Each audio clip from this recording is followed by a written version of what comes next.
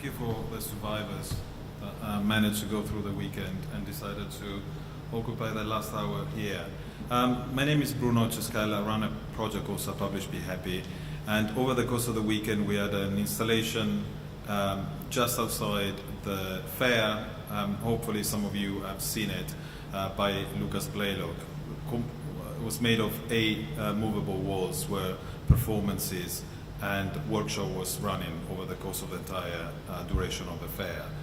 And one thing about the space, the installation, was that the images made by the American artist Blalock were activated, or could be activated, through an app that we developed, or I should say that Lucas have developed with a digital agency in New York, which used a technology called augmented reality. And so basically now in the next, I'm going to be really quick about this, half an hour, I'm going to talk about the idea that prompted the usage of such technology, first with a really short introduction, and then we're going to Skype in Lucas, who's in Philadelphia. And I have a couple of questions for him, and hear directly from him his experience and his thinking in using such technology. I do recommend, if you want and if you can, to download the app on your phone, because I'm going to project some material on the screen. You can just point it at it. It's not ideal to use it from far, but it should be working anyway. The app is called Making Memories, like memory but meme. And you find it in the App Store, or whatever it's called, Play, whatever, shop, on Android, and it's free. But before I start with that, I just wanted to set the tone of the thinking around the project and why we decided to work on augmented reality. And maybe it's a kind of strange place to start, but this is a family photograph, and it's a photograph of my great aunt with my father, that was age 5 at that time, and his brother. And the reason I'm showing this photograph is that recently my great aunt, called Katerina, died, and she was 93, and she was the kind of custodian of the family memories, both in terms of building. I mean, she was the last one living in the house that has been the house of my family for nearly 200 years, and a house that probably have to go and be sold now. But also she was the custodian of the memory in forms of plates, ceramics, objects, and of course photographs. A huge amount of photographs, some of them dating back the beginning of the last century, including this one in which she's protagonist. And this photograph, they are a mix of photo studio, so this is my great-grandfather, just before going to war. So there's a kind of, the history of the family is narrated through this series of images that were produced over the course of more than 100 years. And of course, you know, the relationship between photography and death, without going to Bath and all of that, it's a really tight one. You know, photography is about the past, something that has been. You know, being the young man before going to war, or the first communion, or the birth of a child, the wedding, etc., etc. So all of that is basically kept in the form of this little object with its prints. And literally through the archive of my family photograph, you can see what happened in the last century to my family, for being really wealthy country, Italian country, family owning land and then losing everything, and what that meant, etc., etc. And I just want to pause on that idea, because of course things look very different now. How do we keep a memory of ourselves and the past, and how do we think photography in that regard? So this is some other photograph. Do you mind clicking on it so that you can see the video? So this is more or less how we archive our memory now. So this is the screen of my iPhone. So yeah, here you see we go into my archive, And these are all the photographs that I've taken from June 2014 to today, so I guess a bit more than 2 years. There are 3,609 photographs, and probably over the course of this weekend had another 100 maybe. And this is what our memory looks like. It's a kind of mix of weird stuff that we collected, and photos that have been sent to us, and photograph to remember something. But one interesting thing about this is also that photography is more about the now than it has or in relation to the past. We exist through the experience of taking a photograph, and the act of taking a photograph in a way assert our being. So, over the course of the weekend, I was taking a lot of photographs of the project space, sometimes to share on Instagram or on this, or to share with Lucas, or the designer of the space, to send to my mom what I've eaten here, etc., etc. And this is what we do. You probably went to the fair and remember and memorize about the work you saw at the fair with the act of picking up the camera and photographing it. Which means that photography has moved as something that is related to the past, as something that is gone, to something that is now, and never gonna be seen ever again. I mean, I don't think my grandchildren are gonna find a box of old iPhone 5 and are gonna go through the archives saying, that's the life that Bruno had, or this is our family memory. I don't think that is gonna happen. We're not gonna have access to that content, and that content will be gone forever. So there are interesting elements of this, because of course photography has become this ubiquitous thing that exists everywhere. Each one of us memorize their own life through the act of taking photograph. But then what does it mean? How do photographers think about photography in such a changing landscape? And so that was a kind of what prompted us to start thinking about this photography that exists as a bidimensional object. So this is the same project in the form of a book. So it's a photograph, but exists especially in the interaction, in the activation of the audience through the app. So you download the app, you point the app, and you experience the photograph in a three-dimensional space through the screen of your phone. If you think about it, we experience most of our life now through a screen.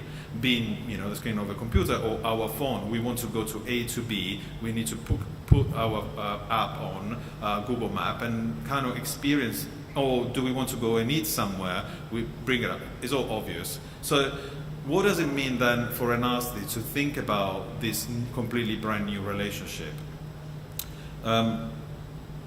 So this is the project space that started touring at Tate, then is here and unseen, is going to go to CO Berlin next weekend. And you see the set of photographs that are in a sense a theater set that is used for the performances. And this is one of the photographs, and if you download the app you can point at it and start seeing what I mean, or just wait and have a look at the book if you haven't seen it in the space.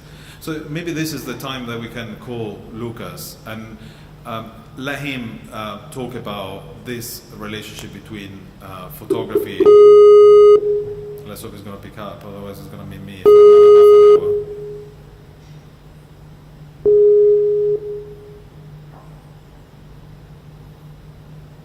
Hello? Hello, Bruno? Maybe we can turn down the volume a bit. Hi, Lucas. Hi. How are you doing? I mean, you probably don't see anything. Do you see us, or? Kind of. Okay. So there's a lovely audience of survivors, being this the very last talk of the weekend. Lucas is a survivor himself of a wedding, yes, not his own wedding, somebody else's wedding, yesterday. So I appreciate you showing up early hour from Philadelphia. I started kind of setting up the tone and explaining about the project and the genesis or the thinking around it. And maybe we can start from, I introduced this idea of the changing relationship between us and photography in relation to the photography as a way to assert the now and existing in the now, and the photography of the past that existed to memorize. So the idea, and maybe hence the title, Making Memories. Maybe we can set it up. You can set it up. Your thinking around that. Sure. I mean, what I was thinking about was just this tension between these two positions in photography. One side being that now photographs are exchanged in a way that they're really Instagram, things like this, and that, you know, a short time ago it was quite the opposite. What's that? You're breaking up. This is Oh, technology. that's no good. Can you hear from? No. I can hear you. Can you hear me? It seems fine now. Yeah. Sorry, you have to go again from the beginning. All right, I'm going to slow down. Maybe it'll work better. I think what I was thinking about with the title was this shift in photography from a kind of past tense or has-beenness to a use of the medium to communicate the present a lot, you know, to speak in a present tense. And that this shift felt like a significant part of what's happened to the medium. Can you guys hear me? Yeah, we can hear you. Okay. And how do you feel that then technology and augmented reality help to think through about this change in photography, or acknowledge it, or intervene, or challenge? I'm not sure how you want to describe that. I mean, I was sort of thinking about, you know, the commission was about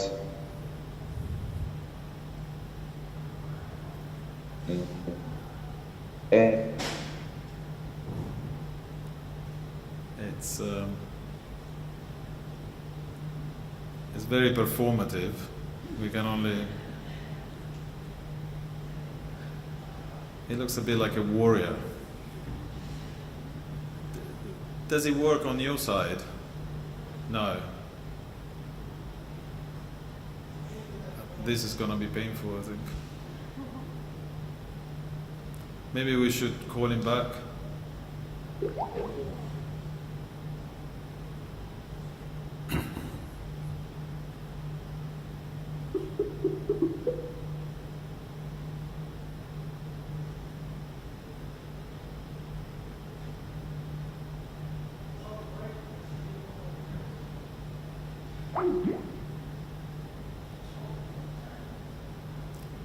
It seems like a revenge of technology against us.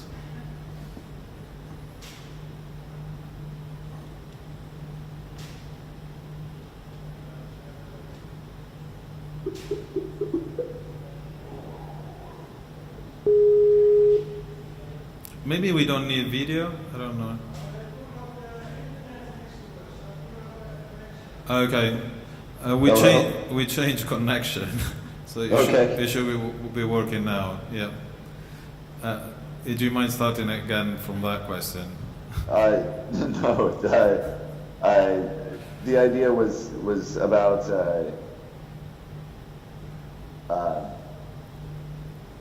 Can you ask it one more time, Bruno? I think the question was how augmented reality.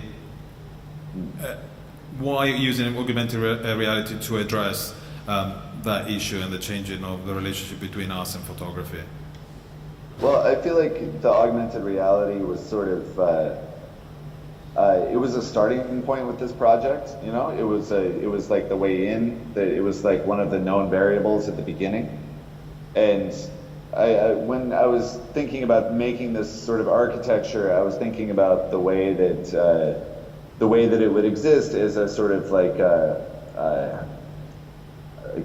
thing that would produce sort of very present tense images, in the way that it would also, you know, just to try to draw this relationship out, you know, that most of my pictures are really sort of more involved with a different conception of photography that's not so present tense. So I was curious about taking these two elements and sort of pitting them a bit against each other. How does the activation of the viewer play into this? Well, I mean, I think for me, like, I can't say that it necessarily plays directly into this idea of the past and the present that we're talking about. For me, it's the activation of the viewer. I mean, I feel like photography as an art practice is something that is always sort of has a kind of parallel or is a kind of doppelganger of vernacular pursuits, you know, of other things, of other uses of photography. And this just felt like a really unique opportunity to explore something that I think is going to become more and more a part of our image world. Mm-hmm.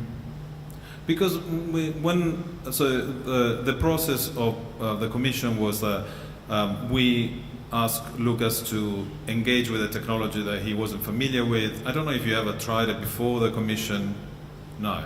So, No. and maybe you can tell something about the process of engaging with such technology, what it meant in relation to your practice and making Sure. work.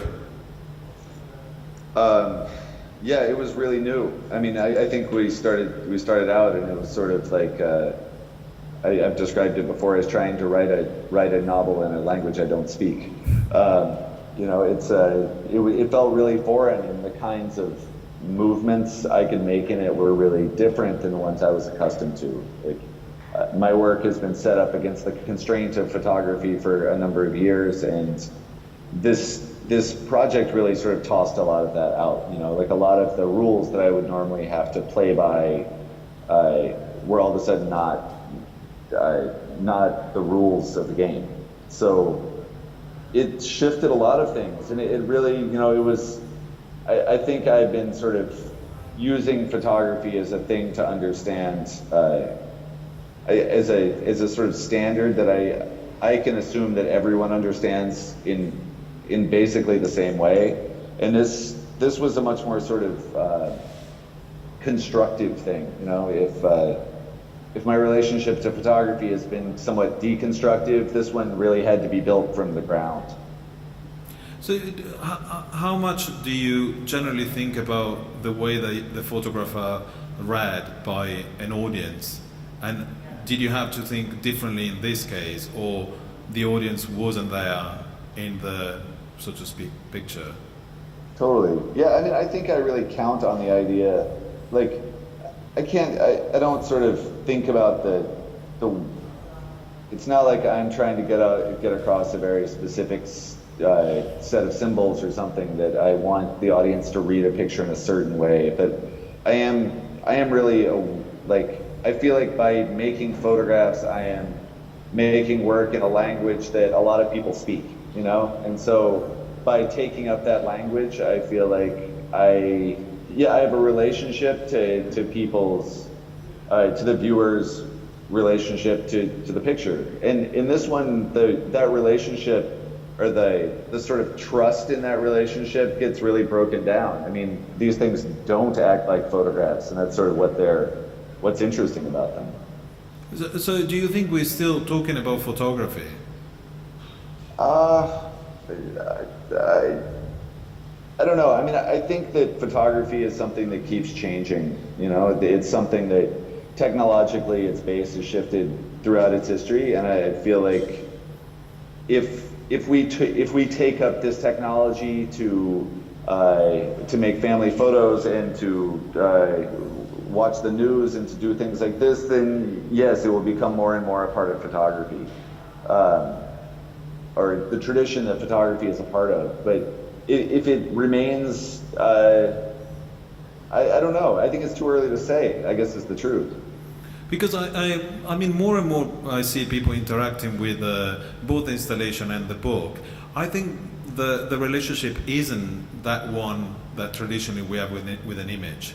It's something that bridges, because they go into the three-dimensional space, it becomes spatial. It's like you're looking at a sculpture that you can go around it. I mean, some of the thing that happens when you point your camera is really a photograph of a model of the skin becomes then back a kind of three-dimensional object that you can go around it. So there is, and I remember you talking about this a lot of the photographs are about things that want to be something else, and the photograph wanted to be back the kind of three-dimensional object, or Sure. so I wonder even if the language that we need to use around that has to be slightly readdressed and rethought. Yeah, I mean, it's a lot to unpack, but yes, I think it's there's maybe no, it's not important. I don't know. Maybe it isn't something that we should. I mean, I think it is quite important. I actually really like the word photograph, partially because it drags so much baggage with it, you know. And I think that part of my hesitation about using really sort of vanguard technologies has been that they're just not they're not sort of inject the use. We're not sort of understanding them together. We sort of understand them only on special occasions. And I think that the degree to which, like in my work, I've thought a lot about the way that behind the plane of the picture, the worldly space of the photograph now sort of really is co-inhabited by this virtual space of the computer, and that the two things are really, we understand them to be together, you know, that they're these two sets of possibilities that are nesting together. And I feel like this was a way of sort of suggesting drawing that out into our bodily space. And I really do, I feel like it's too, like, the technology feels too new to say exactly what that set of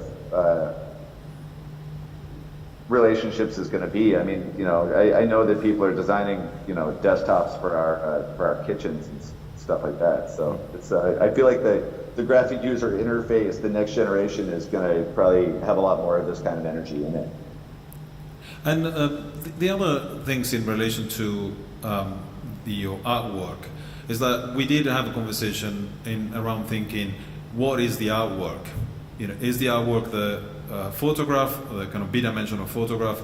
Is the artwork the derivatives of it? When you click on the app and you capture some of this interaction between the virtual and the real, or neither of them, or both of them? And that is also an unsolved issue, or maybe you solved it without telling me, but it seems unsolved for now. Yeah, no, I think it's still sort of unsolved. I mean, I feel like, you know, I think there's sort of a balance in my work between the conceptual and pictorial models in photography, you know, and I think that this is kind of the same. It's just not it doesn't sit as firmly in that tradition. It's really, I mean, it feels to me like a real experiment in sort of finding my own boundaries. And I mean, I spent a lot of time working on it, thinking about what was important to me and whether this, like, yeah, what using this technology sort of meant, I guess. I guess last question, and then I'll let you go and have brunch. How did you think? Because often in your practice there is this kind of subversive use of existing technology that we kind of use. You know, that most people that are familiar with, you know, Photoshop or and kind of playing with it and stretching their use and subverting their use, sometimes with kind of comical results or playful results. Did you feel that you had the same option with augmented reality and imply the same? Because one of the things that I enjoy the most is actually when you turn the page, you start having this kind of glitches between one augmented reality one page and another, and as soon as you discover that, it's like something else altogether. They're like some kind of crashing two worlds. And yeah, I wonder if that.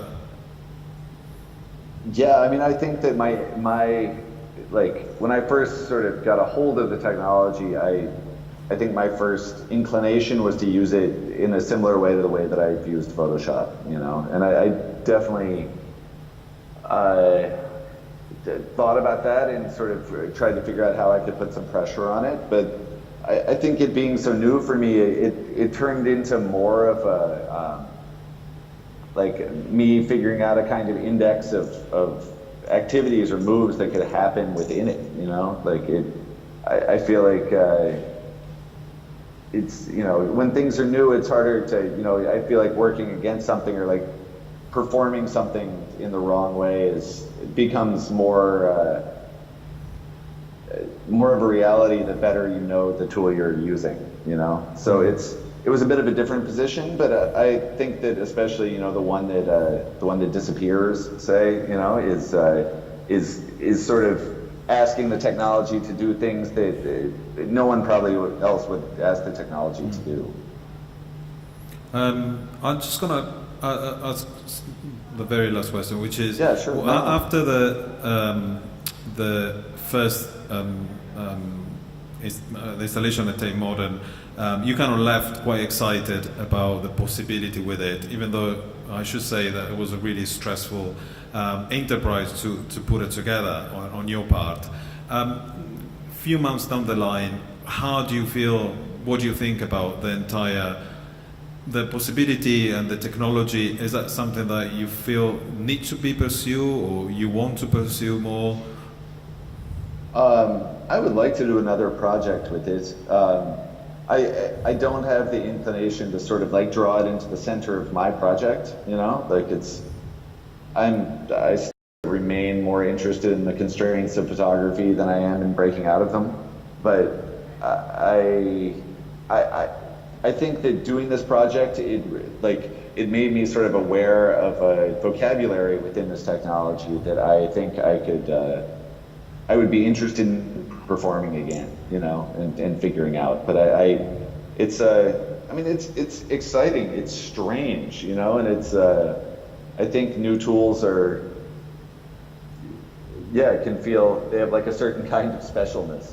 But I think it just feels like it's between, you know. I think it's, I don't know. The book I think is you know, it worked really well. So I think it's yes, I would like to do some more, but I'm also sort of I don't know. I guess I don't know how much more. Yeah, I mean, one things is that technology is available and mostly used for commercial and kind of marketing, not even education, unfortunately, because of the cost of it. And usually it feels like you have used technology and subvert them, but kind of things that are available to most, you know, if you think about Photoshop. But in this case, you use the technology that's not really accessible to people. And some people are not even familiar with, but I think you still manage to subvert it which is kind of a different position, because people are not familiar and then you subvert something that is familiar. You subverted something that wasn't familiar to most. But I should say to people that are going to try it, the experience that offered is not within the canon or how the technology has been used so far. Yeah, no, I think that's true. And I think that, you know, like, I don't know, I mean, it's sort of like, it's like thinking weird thoughts, you know. It's like, how do you, like, getting it to do what you're asking it to do is a strange, like, I think there's a lot of programmatic use to the way technology works. And I mean, I feel like if there was a limit to this project, I would say that it's that I you know, with the tools I normally use, I can really stick my fingers in there, you know, like it's something it's very up to me at every stage. And this technology has a whole level of coding and comprehension that's beyond me, and so the kind of manualness I'm accustomed to wasn't entirely possible. Although, you know, my collaborators did an amazing job at trying to facilitate it. But I think, yeah, it is. I think it is inherently somewhat different. Okay, thank you so much. Yeah, thank you. All right, thank you. All right, take care. Okay, bye-bye.